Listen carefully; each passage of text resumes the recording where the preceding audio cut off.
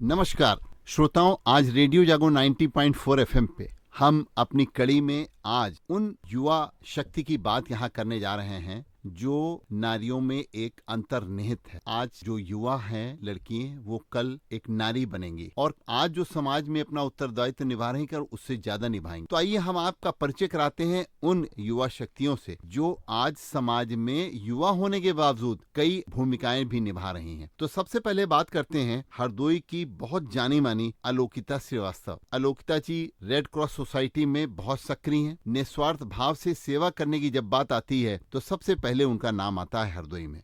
और अलोकिता जी के ऊपर एक छाप है उनके पिताजी की।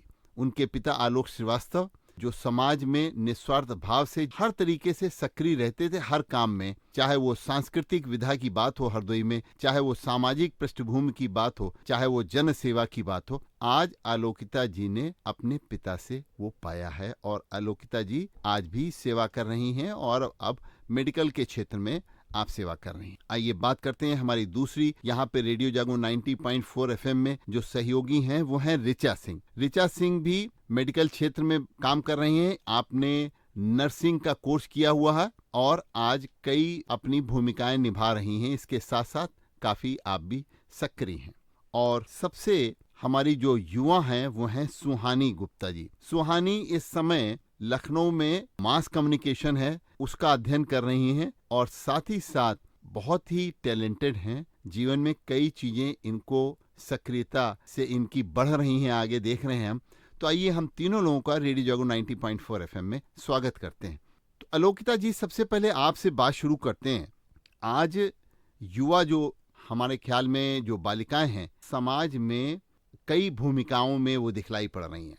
देखिए, समाज बदलता जा रहा है क्योंकि जो हमारी अर्थव्यवस्था है, आर्थिक क्षेत्र है, उसमें भी कई परिवर्तन आ रहे हैं। समाज में भी परिवर्तन आ रहे हैं, लोगों की विचारधारा बदल रही है और किस तरीके से उनके अंदर एक जो अंतर्निहित शक्ति है उसको कैसे जागृत किया जा सकता है। बहुत बहुत धन्यवाद सर। बहुत अच्छा लगता है जब आज युवा शक्ति को हम आगे बढ़ते हुए देखते हैं। युवा शक्ति बहुत कुछ कर सकती है और आज भी लड़कियां कर रही हैं। अगर वो घर भी संभाल रही हैं तो वो ऑफिस भी संभाल रही हैं। परिवार के साथ साथ वो खुद के पैरों पे भी खड़ा होना चाह रही हैं। लेकिन कहीं ना कहीं जाकर के बात एक अटकती है तो वो एक ही बात पे कहीं ना कहीं अटक जाती है, सुरक्षा की बात पे आकर के। हम कितना भी आगे बढ़ लें, कितना भी कर लें, लेकिन कहीं ना कहीं हमें इस बात से हमेशा डर लगा रहता है कि हमारी सुरक्षा कहाँ तक है। हम कितना भी अपने अंदर स्वावलंबन पैदा कर लें, हम खुद को कितना भी स्ट्रांग कर लें, लेकिन हमारा समाज आज भी हमें सुरक्षा प्रदान नहीं करता। ऋचा जी, आप बाहर जाकर के नौकरी कर रही हैं, आप अपना घर छोड़ करके आप सीतापुर की रहने वाली हैं, हरदोई में हैं। तो आज आपके साथ बहुत सी लड़कियां जो काम कर रही हैं उनमें एक तो सुरक्षा की भावना की बात क्या चल रही है, उसी के साथ साथ जो दूसरों की दृष्टि है उसको लेकर के लड़कियां किस तरीके से सोच रही हैं, क्योंकि सुरक्षा और जो दूसरों की दृष्टि है ये आपस में एक जुड़ी हुई बात है। सर, जैसे आपने बात की कि सुरक्षा के लिए, तो सुरक्षा कहीं ना कहीं तो एक बहुत बड़ा बैरियर है हमारे क्षेत्र में महिलाओं के लिए। बट मेरा ये मानना है कि जब आप एक महिला बाहर निकलती है तो उसके अंदर एक ताकत होती है समाज से लड़ने के लिए, और अगर नहीं है तो उसको डेवलप करना पड़ता है। क्योंकि जहाँ हम बराबरी करेंगे पुरुषों से तो सेल्फ डिपेंडेंट होने की, तो कहीं ना कहीं हमारे अंदर एक खुद की हिम्मत होनी चाहिए कि हम सोसाइटी को बराबर में लेके चल सकें, हम समाज से नज़रें मिला के चल सकें, अपनी सुरक्षा की जिम्मेदारी स्वयं लेके चल सकें। क्योंकि हम फील्ड में जाते हैं तो हम बहुत सारे रास्ते ऐसे होते हैं जो सुनसान होते हैं, या फिर हम वहाँ पे अकेले जा रहे होते हैं। तो अगर हम ऐसे सोच के चलेंगे तो शायद हम बाहर काम ही नहीं कर पाएंगे। कहीं ना कहीं वो हिम्मत अपने अंदर लानी होगी। समाज की रही बात तो समाज को उस थोड़ा नज़रिया चेंज करना पड़ेगा। हम जहाँ पे काम कर रहे हैं वहाँ के आसपास लोगों को समझाना पड़ेगा, उनको एजुकेट करना पड़ेगा कि जो अपना नज़रिया है उसको थोड़ा सा बदलें। और आर्थिक स्थिति की बात है तो लगभग हर क्षेत्र में लड़कियाँ हैं और आर्थिक स्थिति में पूरी मदद कर रही हैं वो हर क्षेत्र में। यानी आप लखनऊ में हरदोई से जाकर के वहाँ पे अध्ययन कर रही हैं और आप तो पत्रकारिता के क्षेत्र में आज नहीं तो कल आएंगी, क्योंकि आप मास कॉम कर रही हैं। वैसे मास कॉम का मतलब सिर्फ पत्रकारिता नहीं है, मास कॉम तो बहुत सी चीज़ों से जुड़ी हुई बात है।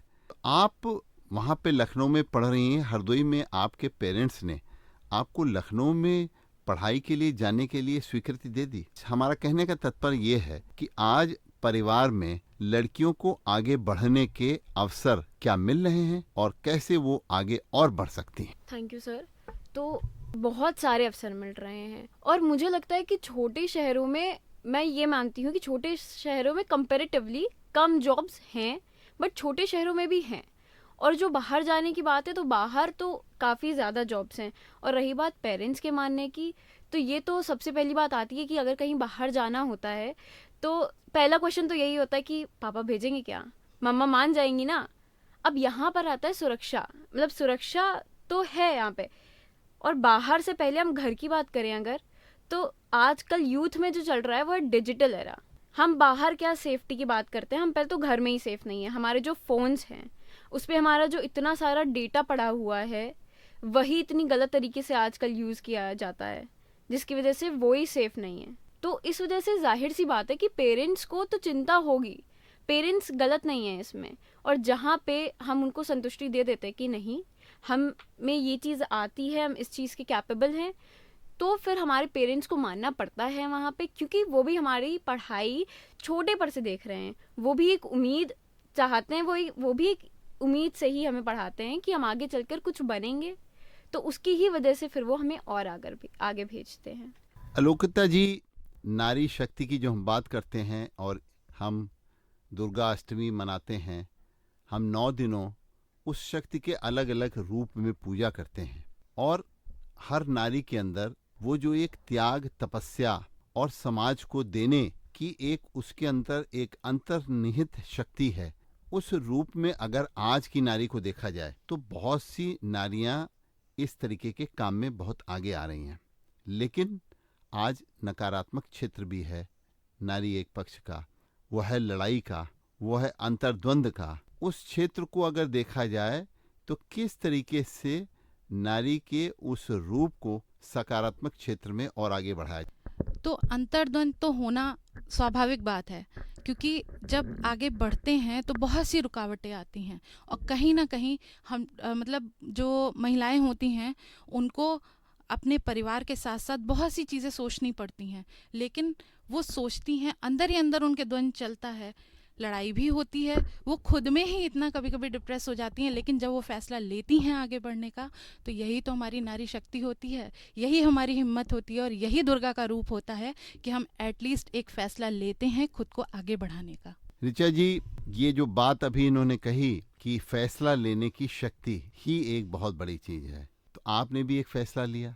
आप आज जो युवा लड़कियां हैं उनको जीवन में आगे बढ़ने के लिए, ये सारे बंधन तोड़ने के लिए, यानी कि हम अपने जिले में ही रहेंगे, हम दूसरी जगह नौकरी नहीं कर सकते, कैसे अकेले रहेंगे, क्या लोग कहेंगे हमारे बारे में जब हम अकेले रहेंगे, किसी के साथ जाएंगे तो उसका अर्थ क्या लगाया जाएगा, ये सारी बातों का हल कैसे आज लड़कियां कर रही हैं। जी सर, जैसा अभी मैम ने बोला, जो सेल्फ डिसीजन लेना है, सच में ये एक बहुत बड़ी चुनौती है सेल्फ डिसीजन लेना। कि चलो 1% फैमिली एग्री भी हो गई, फिर भी कभी कभी होता है कि हम खुद को मजबूत नहीं कर पाते। और स्पेशली फीमेल्स, लड़कियों के अंदर बहुत सारी टेंशन होती है कि कहीं बाहर जाके रहना, वहाँ पे कैसे अकेले जॉब करेंगे, बाहर का वहाँ का एनवायरनमेंट कैसा होगा, और अभी जो केसेस हो रहे हैं बहुत सारे डर रहते हैं। तो मेरा इन सब में एक ही मानना है कि आत्मविश्वास, खुद के अंदर आत्मविश्वास होना चाहिए कि आप कर लेंगी तो आप कर लेंगी। आपके अंदर निडरता होनी चाहिए, और जब आप अपने जगह पे सही होते हैं, आपके अंदर हिम्मत होती है, तो अब फिर बहुत सारी कठिनाइयाँ छोटी लगने लगती हैं आपके सामने। सुहानी, आप पढ़ाई कर रही हैं, वहाँ लड़के और लड़कियां सब साथ में हैं, और आपस में समन्वय कैसे बैठता है, क्योंकि आज समन्वय की आवश्यकता है, जो आपस में एक दूसरे के, क्योंकि अब लिंग भेद की बात यहाँ पे समाप्त हो रही है। अब ऐसा है कि सब बराबर हैं, लड़के और लड़कियां सब बराबर हैं। पहले ये होता था ये लड़के हैं वो लड़की हैं, लेकिन समाज में इस भेद को दूर करने का काम भी नारी ही कर रही है। तो आपके कॉलेज में जहाँ पढ़ रही हैं, वहाँ पे किस तरीके से इस बात लड़कों के दिमाग में बदल रही है ये? सर, इसका मैं सबसे अच्छा एग्जांपल लेना चाहूँगी कि जो हमारा डिपार्टमेंट है उसमें सबसे ज़्यादा जो प्रोफेसर्स हैं वो फीमेल्स हैं। हमारे डिपार्टमेंट में मेल टीचर्स कम है और फीमेल टीचर्स ज़्यादा हैं। और जो हमारे क्लास की स्ट्रेंथ आती है उनमें भी गर्ल्स ज़्यादा आती हैं और बॉयज़ कम आते हैं। तो हमारे टीचर्स भी ये कहते हैं कि हम जो गर्ल्स हैं वो ज़्यादा आगे, और हमारे यहाँ जो टॉपर्स होते हैं वो ज़्यादातर फीमेल्स होती हैं। बट मैं एक चीज़ से असहमत हूँ कि इक्वालिटी तो पूरी तरीके से नहीं आ पाई है, क्योंकि हमारी प्रोफेसर एक बात कह रही थी कि एआई आजकल बहुत ज़्यादा चल रहा है। तो एआई को जो चीज़ मतलब उसको कुछ चीज़ें सिखाई जाती है, कुछ चीज़ें नहीं सिखाई जाती हैं।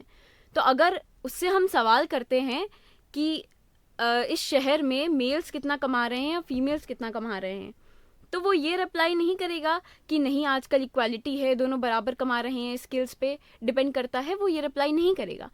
वो मेल्स की इनकम ज़्यादा बताएगा और फीमेल की इनकम कम बताएगा, क्योंकि ये सोसाइटी में सोच है और ये इतनी जल्दी बदली नहीं जा सकती है। बहुत अच्छी बात। देखिए, आज समाज में ये जो एक सोच बदलने की बात है, उसी दिशा में हमने आज इस कड़ी में लड़की हैं इनसे बातचीत करी।